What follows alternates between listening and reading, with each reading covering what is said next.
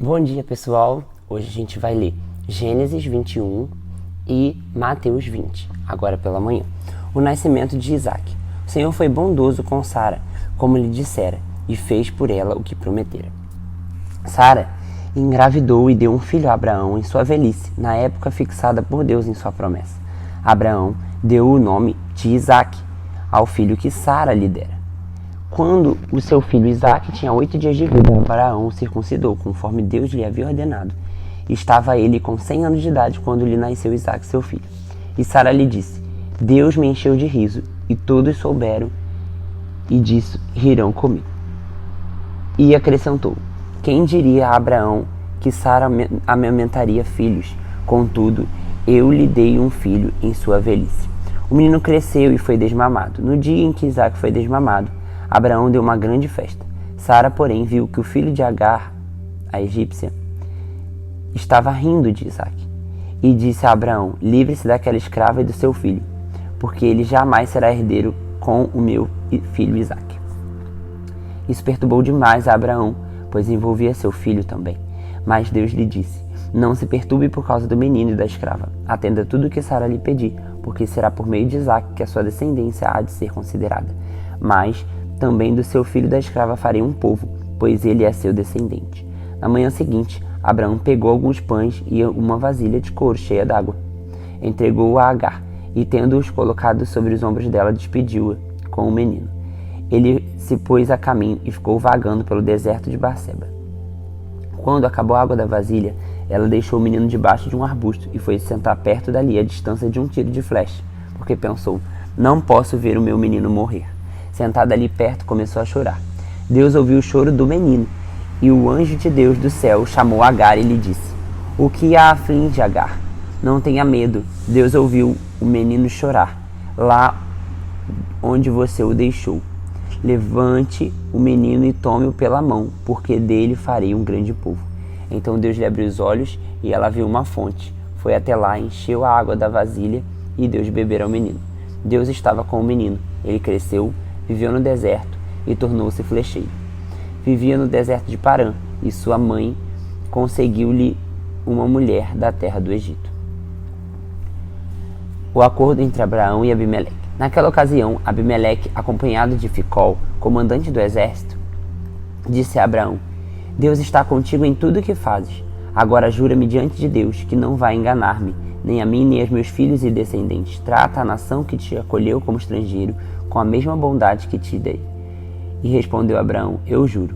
Todavia Abraão reclamou com Abimeleque a respeito de um poço que seus servos tinham tomado à força. Mas Abimeleque lhe respondeu: Não sei quem fez isso, nunca me disseste nada, e só fiquei sabendo disso hoje. Então Abraão trouxe ovelhas e bois e deu-os a Abimeleque, e os dois firmaram um acordo. Abraão separou 7 ovelhas do rebanho, pelo que Abimeleque lhe perguntou: Que significa 7 ovelhas que separaste para mim? Ele respondeu: Aceita essas 7 ovelhas da minha mão, como testemunha de que eu cavei esse poço. Por isso, este lugar foi chamado de Berseba, porque ali os dois fizeram um juramento.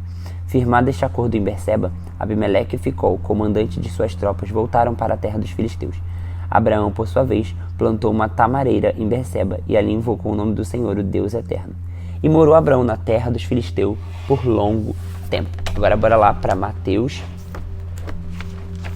capítulo 20, a parábola dos trabalhadores da vinha. Pois o reino dos céus é como um proprietário que saiu de manhã cedo para contratar trabalhadores para sua vinha. Ele combinou pagar 1 denário pelo dia e mandou-os para a vinha.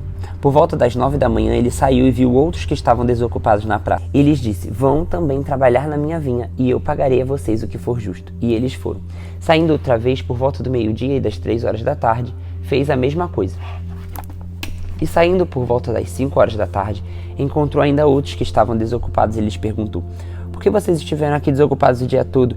Por que ninguém os contratou? Responderam eles: Ninguém nos contratou.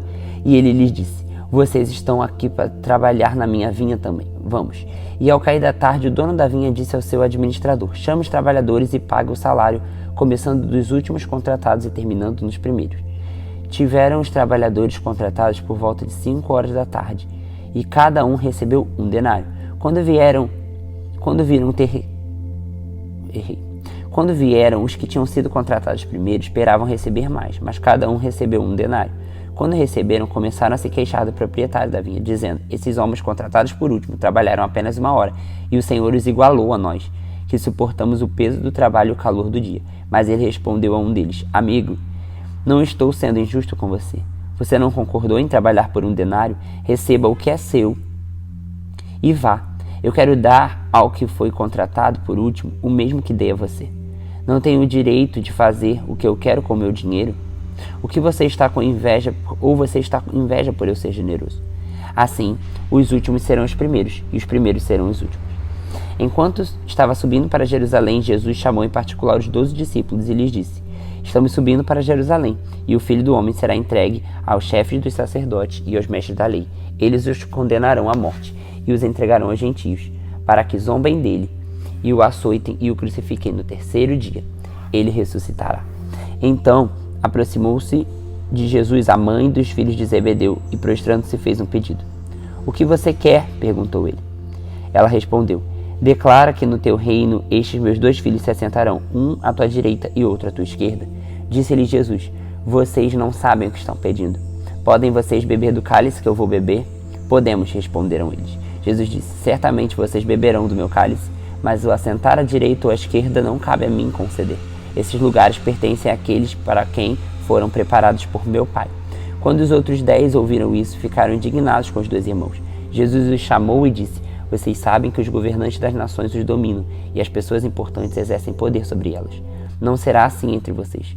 Ao contrário, quem quiser tornar-se importante entre vocês deverá ser servo, e quem quiser ser o primeiro deverá ser escravo, como o Filho do Homem, que não veio para ser servido, mas para servir e dar a vida em resgate de muitos. Ao saírem de Jericó, uma grande multidão seguiu Jesus. 2 cegos estavam sentados à beira do caminho, e quando ouviram falar que Jesus estava passando, puseram a se gritar: Jesus, filho de Davi, tem misericórdia de nós. A multidão os repreendeu para que ficassem quietos, mas eles gritavam ainda mais: Senhor, filho de Davi, tem misericórdia de nós. Jesus, parando, chamou-os e perguntou: o que vocês querem que eu faça? Responderam eles: Senhor, queremos que abram os nossos olhos. Jesus teve compaixão deles, tocou os olhos, e eles imediatamente recuperaram a visão e o seguiram. Nos vemos à noite, gente.